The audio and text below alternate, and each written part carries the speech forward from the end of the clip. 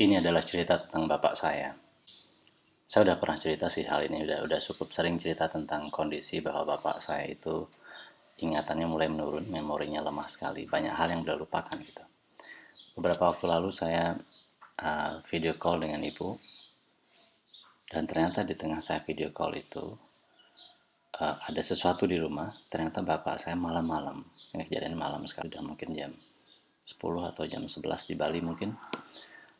Beliau bangun dan ternyata menyapu menyapu halaman. Jadi belakangan ini bapak saya memang suka sekali bersih-bersih rumah. Tapi itu jadi aneh karena menyapunya jam 11 malam gitu. Ternyata itu bukan hal yang baru. Sudah beberapa kali ini beliau melakukan hal itu. Terus ibu saya kemudian memanggil bapak saya, lalu diajak ngobrol bersama saya. Dan kemudian terjadilah percakapan yang sangat menarik juga waktu itu. Tapi saya jadi ingat beberapa kejadian sebelumnya. Saya udah pernah ceritakan ini di Instagram juga. Saya mau ceritakan lagi. Jadi penurunan memori itu udah nampak sudah agak lama. Suatu hari bapak saya ada di Jogja dan beliau sakit. Suatu sore itu beliau duduk di tempat tidur memandang keluar ke jendela, melihat gedung-gedung lain di rumah sakit itu yang cukup, menurut dia cukup mewah lah gitu, cukup megah. Terus beliau bertanya begini, ini di Marga ya? Oke, Marga adalah kota kecamatan kami di Bali. Kenapa beliau bilang Marga? Karena ternyata ingatannya adalah bahwa hanya di Marga lah eh, ada gedung yang modelnya seperti itu, yang agak mewah menurut ukuran beliau gitu ya. Itu udah pertanyaan ketiga atau keempat waktu itu. Jadi saya uh, tadinya sudah menjelaskan berbagai cara, tapi mungkin ternyata tidak berhasil. Saya bilang bukan pak, gitu. Bukan, ini di Jogja. Hah, di Jogja, kata dia, beliau kaget.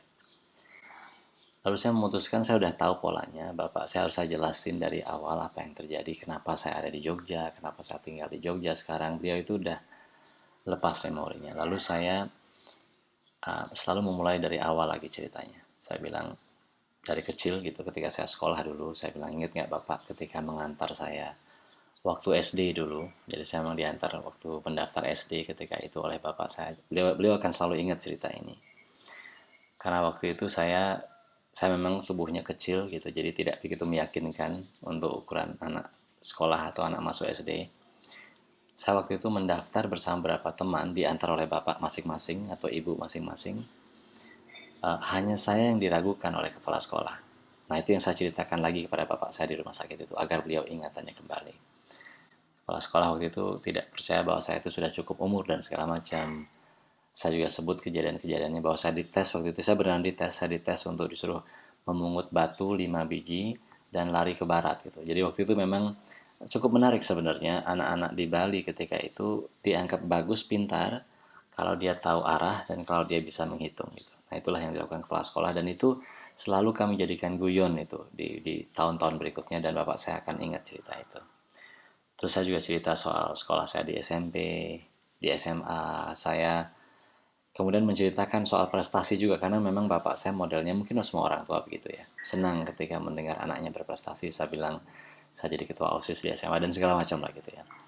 Dan beliau wajahnya mulai naik energinya, sumringah wajahnya, terus tersenyum gitu. Saya pikir ini bagus lah. Saya juga cerita soal saya kemudian ke Jogja sekolah.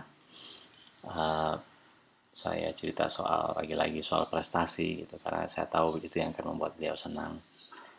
Sampai kemudian saya ceritakan soal lulus, lalu jadi dosen, lalu S2 ke Australia dan segala macam. Saya bahkan ceritakan beliau dulu uh, pernah ke Australia, saya bilang begitu, dan bapak saya senang sekali dengar itu, kalau karena beliau lupa. Terus kemudian beliau lamat-lamat mengingatnya sedikit-sedikit mungkin, terus beliau tersenyum dan menunjukkan kebanggaannya gitu ya. Saya bilang bapak dulu datang ke Australia ketika Lita lahir, saya bilang gitu, anak saya lahir. Nah, kemudian saya juga sempat ceritakan berikutnya bagian saya pulang dari Australia lalu bikin rumah. Nah, ini adalah momen favorit beliau, saya tahu. Karena bapak lah yang saya bilang, bapak yang membuatkan kami taman di rumah itu gitu. Saya cerita bagaimana beliau menanam Kamboja, yang terutama yang favoritnya adalah bagaimana beliau membuat jalan setapak yang dari lingkaran-lingkaran putih. Uh, yang beliau akan ingat kalau saya tunjukkan itu. Saya tunjukkan foto-fotonya juga ada di HP waktu itu. Beliau merasa sangat senang sekali, sumringah wajahnya gitu. Nah, saya udah merasa senang tuh dengan kejadian itu, dan saya lihat bapak saya udah kembali ingatannya. Kemudian dia tersenyum, lalu melihat lagi ke arah depan, ke bangunan-bangunan yang tadi itu, terus berkata seperti ini di marga ya. Betapa hatiku